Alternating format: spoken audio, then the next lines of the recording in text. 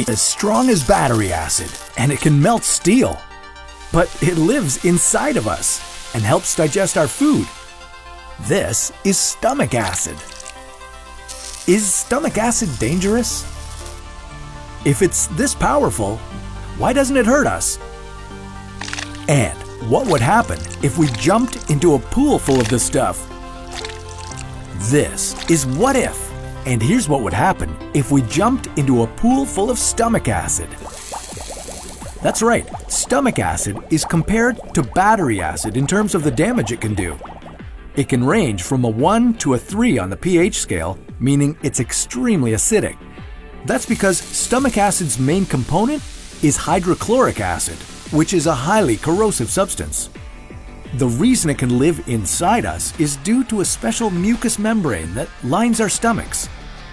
But what would happen if we covered all our skin with it? Now, before we jump into a pool full of stomach acid, first thing we need to do is figure out how we're going to be able to fill up an entire pool with stomach acid. Let's assume that we're swimming in an average 6 by 6 meter pool that can hold 55,000 liters of liquid.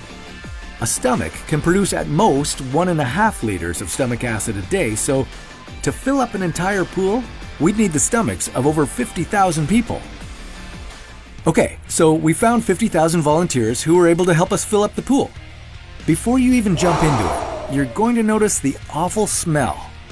Whenever there's excess acid in your digestive tract, it can cause your breath to stink. So multiply that by 50,000 and you'd get an idea of how awful the pool would smell.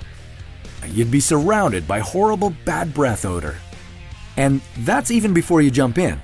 As soon as you take the plunge, you'll feel stinging in your eyes and your nostrils. To get a sense of what this might feel like, have you ever had lemon juice squirted in your eye? It would be similar to that, as lemon juice and stomach acid have a similar pH level. But if you remember to bring your goggles and your nose plugs, hopefully you'll be able to avoid this part. What's much less avoidable is the stomach acid making contact with your skin. When it does, it'll cause some mild irritation right away. Luckily, the epidermis layer of your skin should be able to protect you before it starts to hurt too badly. If you jump into the pool and hop right back out, even with your skin all covered in stomach acid, you'd be relatively okay, apart from the mild irritation. As long as you wash the acid off with soap and water and towel off, you'll be totally fine. But what if you stayed in the stomach acid for much longer?